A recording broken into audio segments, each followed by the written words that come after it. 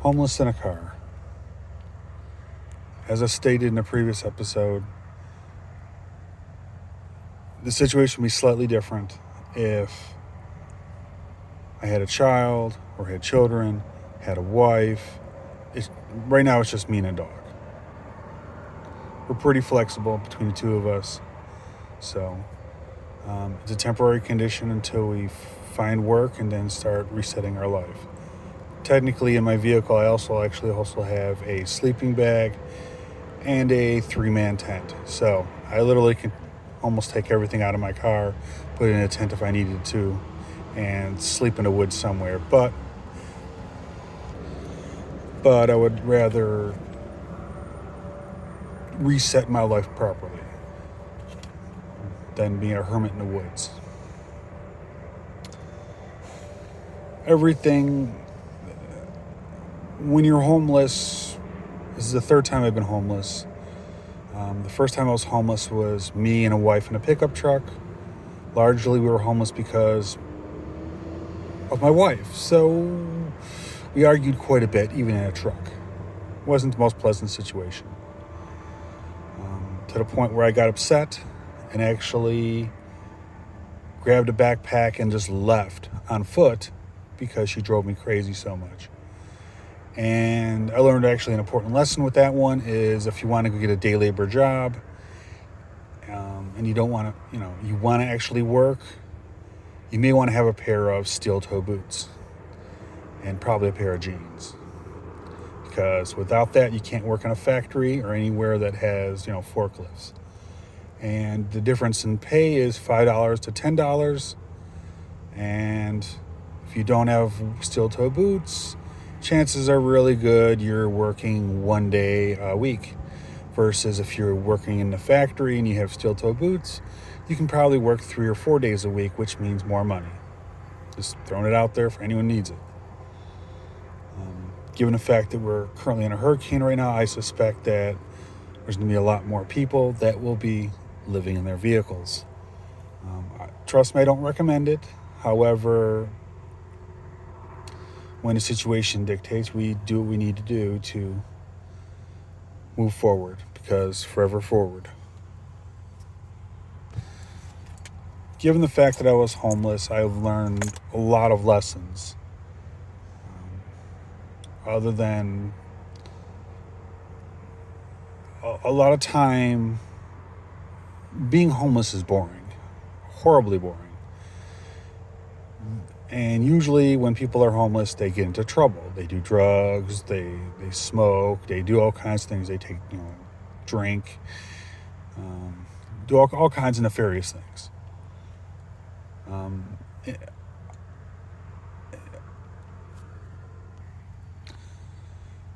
I'm taking a high road on this one, and actually, I don't want to do any of that.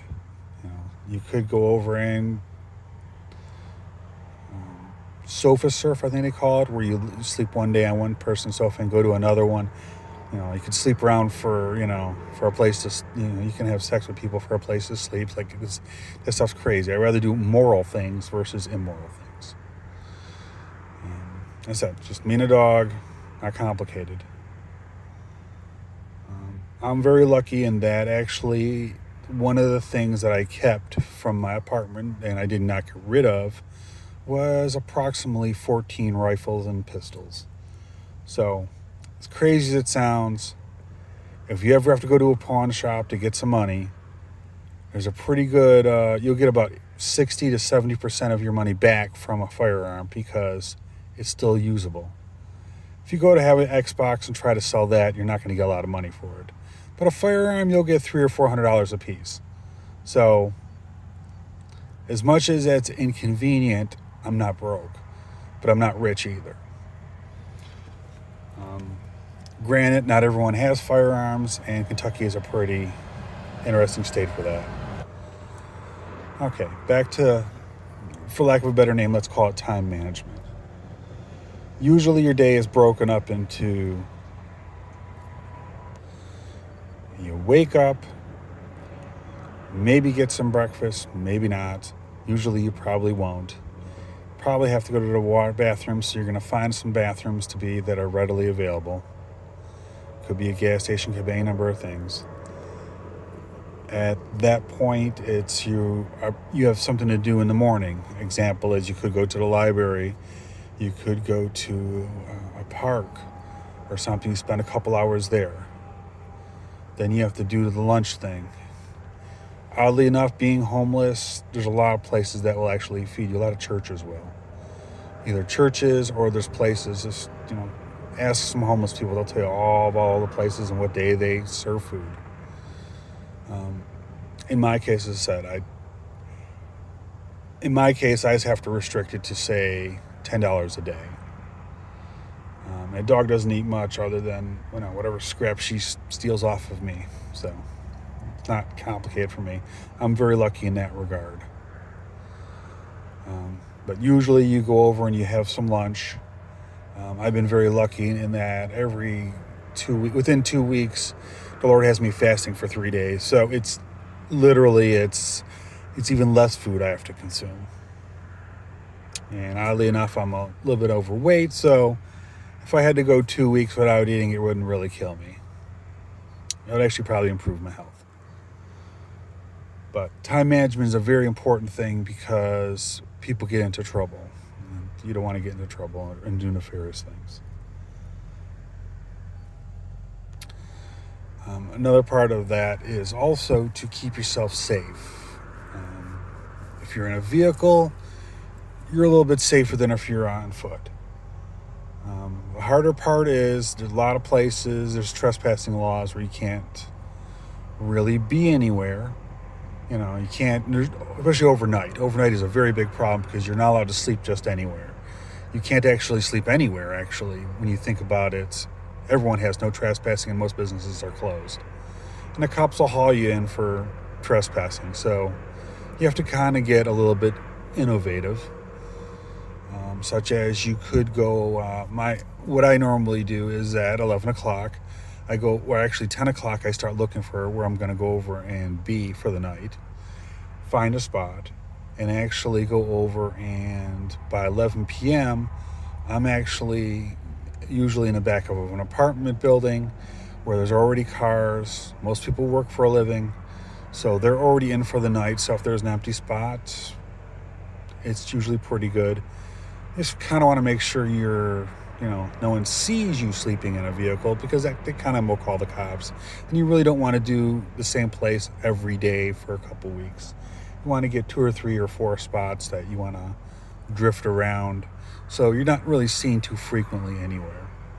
You can do that. As I said, you can't really do that with parks. Most parks around here close at 10 o'clock. But they're open at 6 o'clock, so that means from 6 to 10 you can technically be, if you wanted to be, you can be in a park. And that's what I usually do. I got a dog, she walks, I walk, so I get exercise, I get steps. I get approximately 20,000 steps a day walking a dog.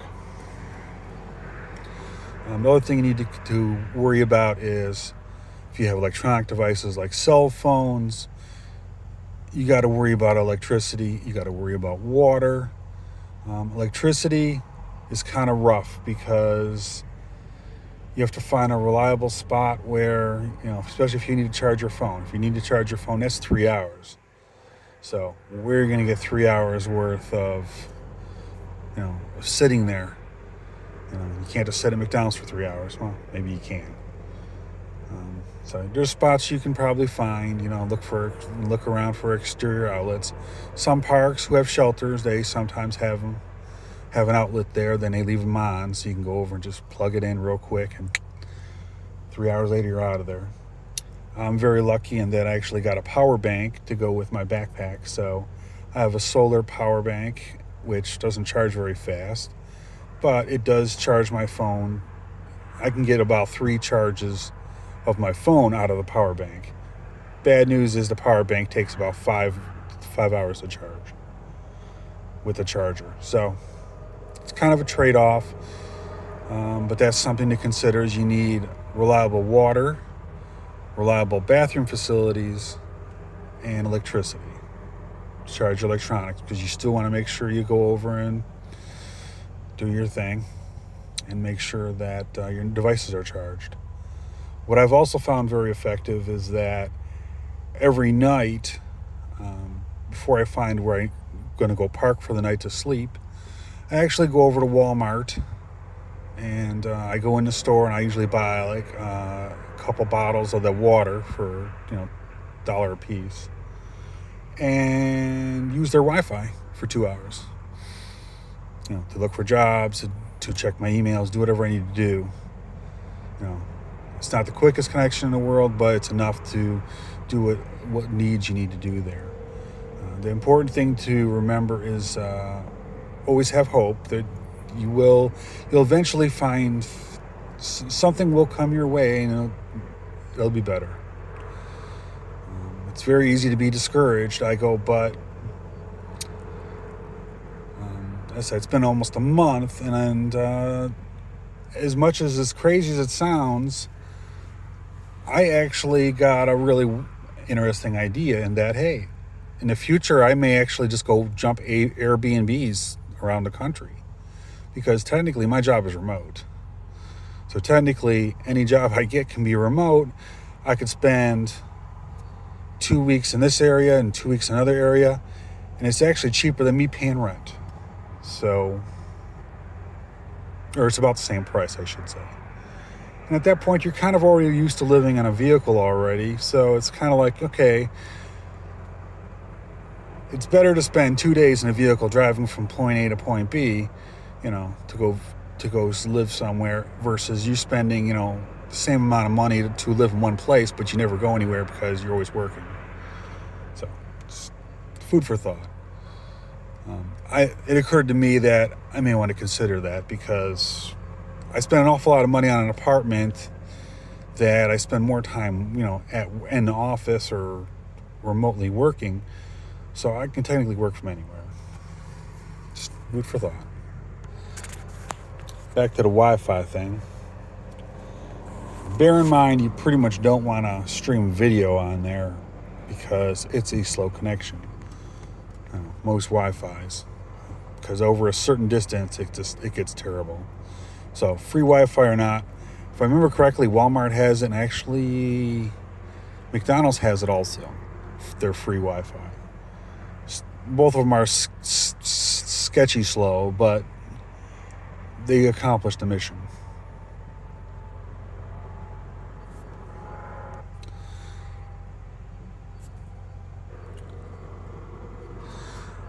Now, I'd also like to mention that if you're going to live in a vehicle, it's somewhat terrible on your body. The body's not meant to be in a sitting position for a long period of time. Hence the reason why you're probably going to get 5 to 6 hours sleep. You're going to be like a wreck. And you pretty much want to walk around quickly and move around. So it's very important that you find a place for a bathroom and various things like that, because if you can find them, you'll be better off. Because the more movement you get in your body, the better off you are. But as I said, in a vehicle, it's not tremendously difficult. Now, at the same time, if I did not have firearms and I had to actually go over and jump on a job, there's ways around that. Especially with like I said, the hurricanes around. You may be in a new area where you don't have anything like that to barter and trade. At that point, you can usually land a minimum wage dishwasher job in a restaurant somewhere pretty easily, even if it's for like 4 or 5 hours. Only drawback to that is you'll get dirty. That brings me to another point of showers and cleanliness. Generally, you can go to most fitness places and they usually have a deal where it's like less than $10 you can use their showers. So it's going to cost you a little bit of money, but you can pretty much get a shower. Now, as I said, it's just me and a dog, so it's not like I have an entire family when spending $10 a piece for them. So it's just me. She goes out in the rain, so she's good. Another aspect of car living you need to deal with is we're back to the boredom thing. You'd be surprised at how motivated you can be with spending $5 on a puzzle book of Sudoku and, with 500 puzzles, how excited you could possibly be to go do that. Because it's better than just, no offense, watching trees or watching cars go by. It will save your sanity sometimes. Given the fact you're living in a car, you should also remember that you need to pack your car differently than you would normally think. The stuff you don't use, you want to put in the center of the car and work your way outwards because you want things to be readily accessible. Stuff that's consumable, you pretty much want to keep toward the front of the vehicle or toward the back, which one opens for you. So that as you consume them, you can move things around. Just food for thought on that one, because I said I've had to restructure this car 3 times. You'd be surprised at 2 o'clock in the morning you're emptying your stuff out in an empty parking lot real quick just to move things around just to get it better. And over time you'll probably be throwing out some of your boxes because they kind of get all trashed. So you got to kind of find new ways of organizing things. But other than that, actually